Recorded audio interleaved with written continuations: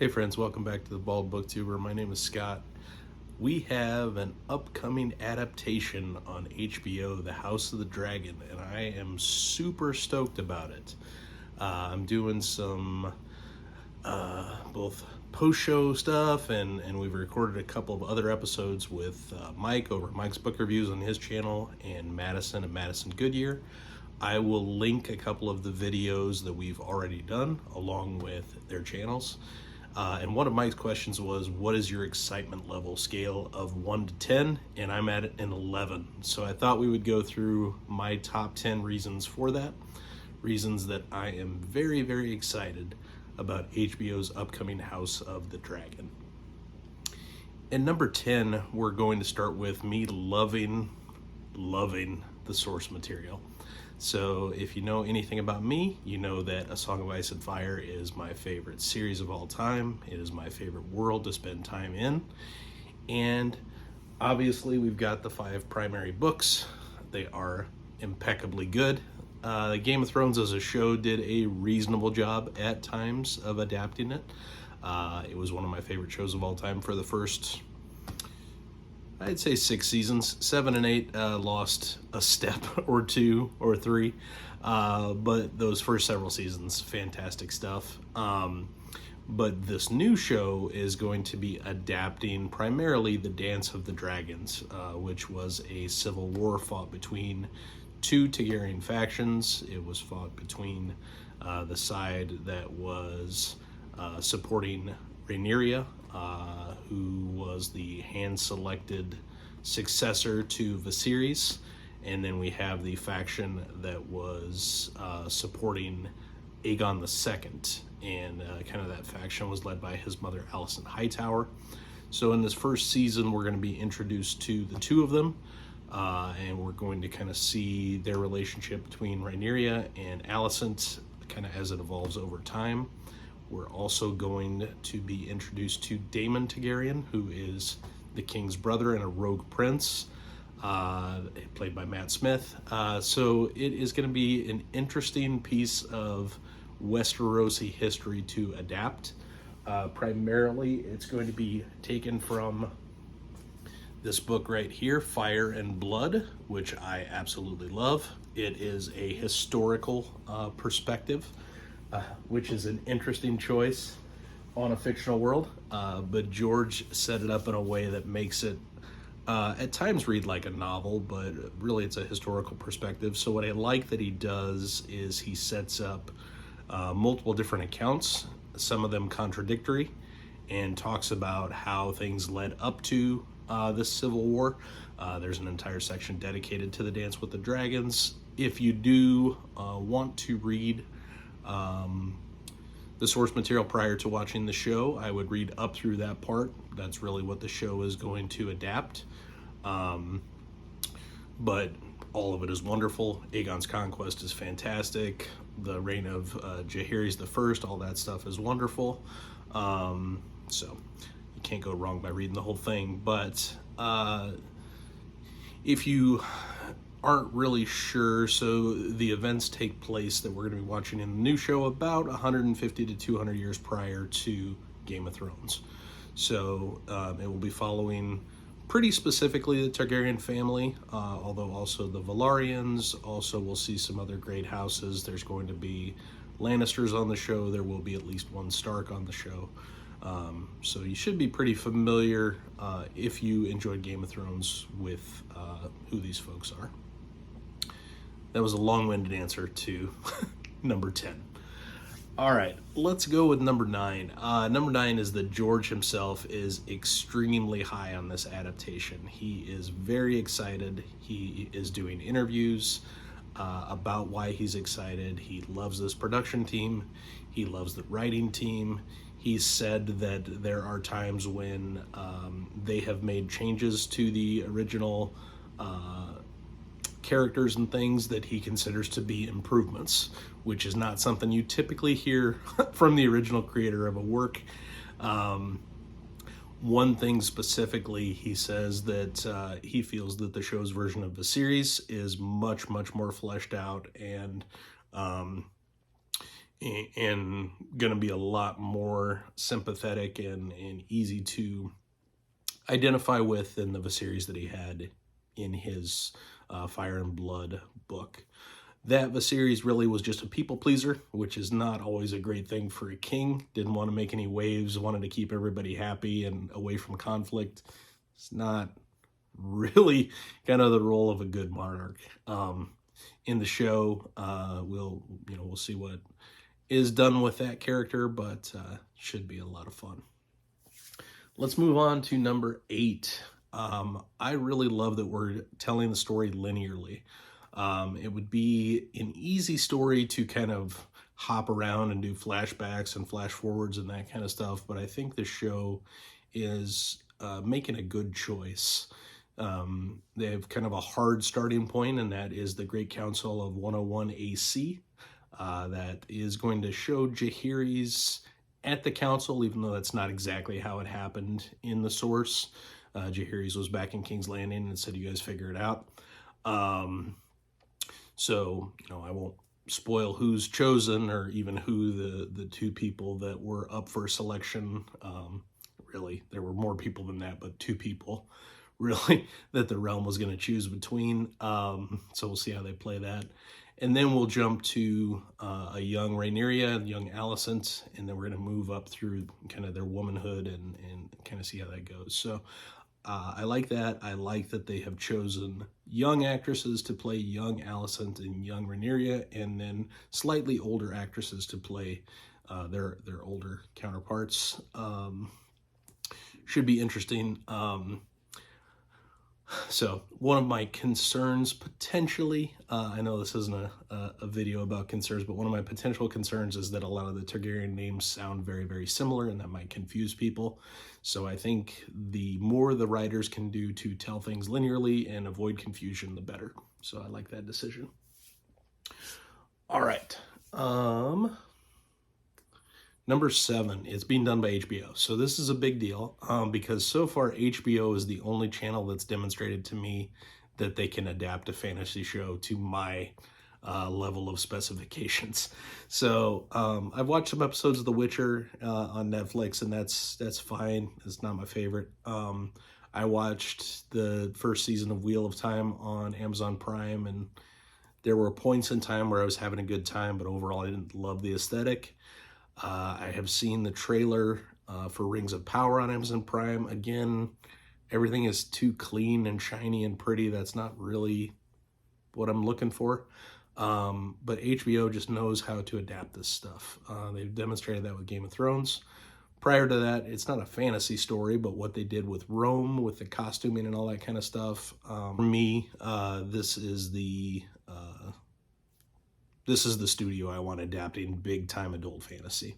They just have shown me that they know how to accomplish it to what I'm looking for in terms of aesthetic, in terms of set designs, in terms of costume designing, all that kind of stuff is top notch. So I'm stoked about that.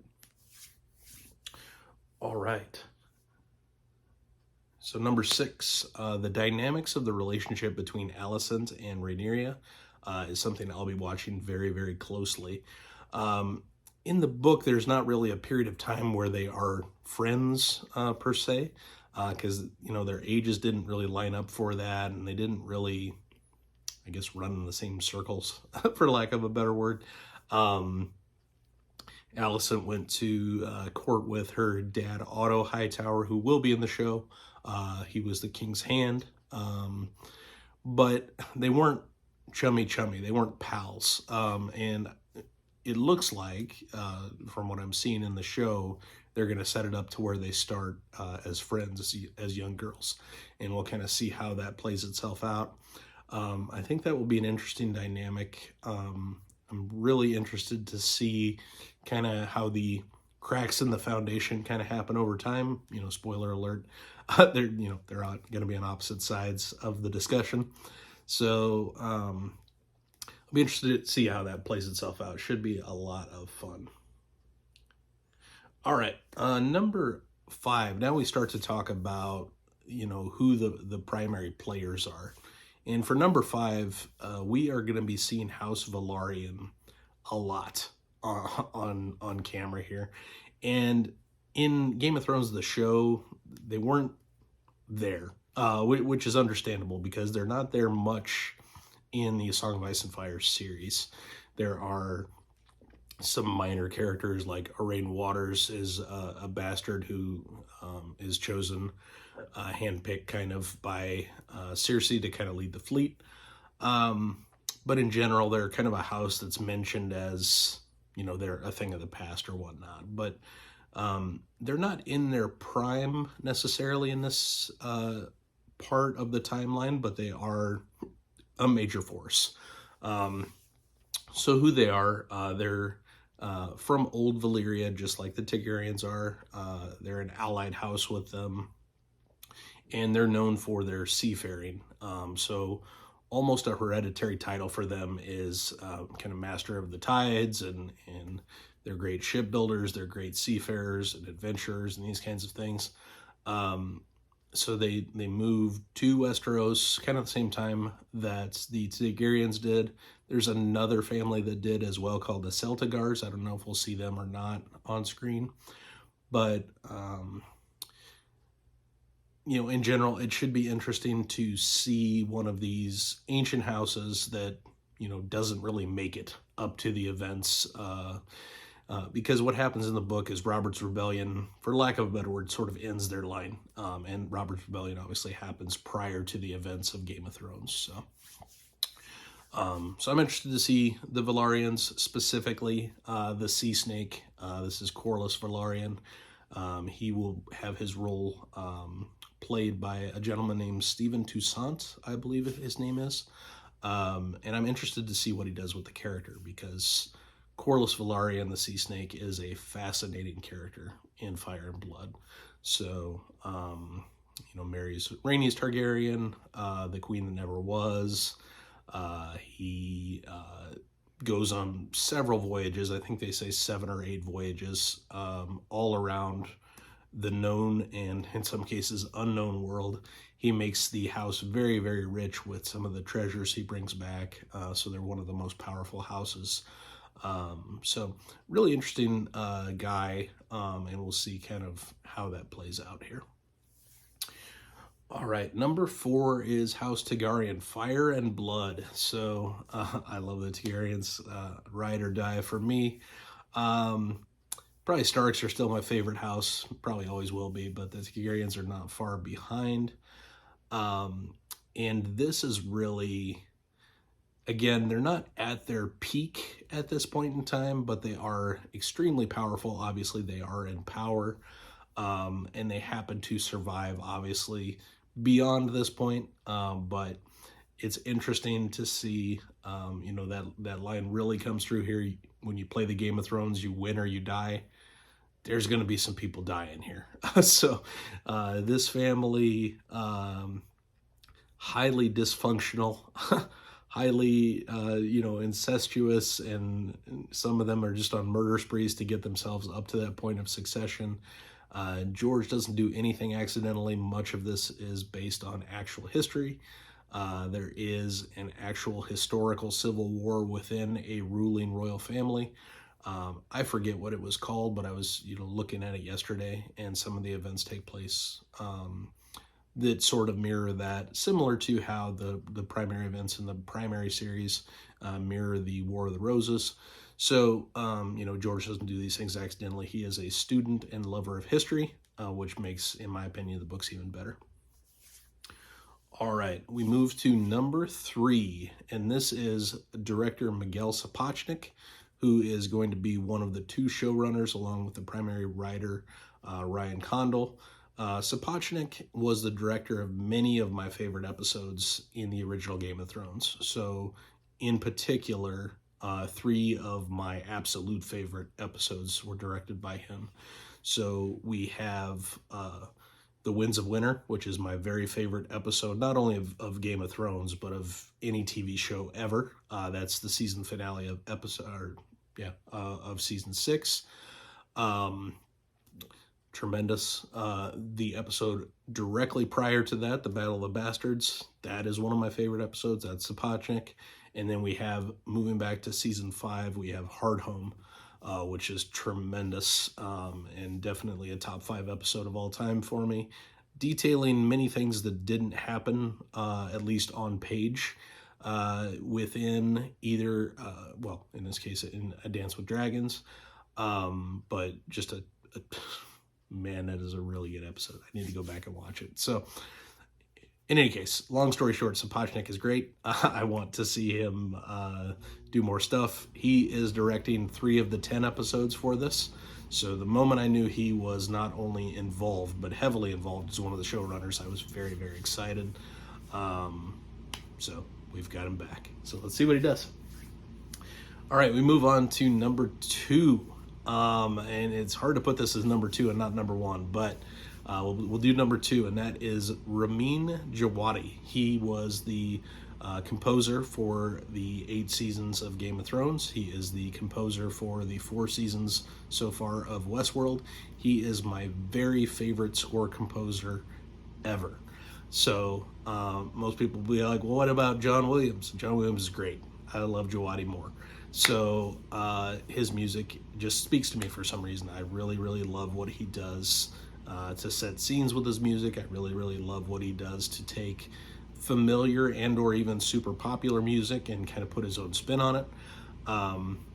He did that a lot in Westworld, for instance. So some of his renditions of extremely popular songs I like a lot. So Jawadi is great. Again, it goes back to my favorite episode. That's season 6, episode 10, and The Light of the Seven is the name of the piece of music. Check it out if you want to.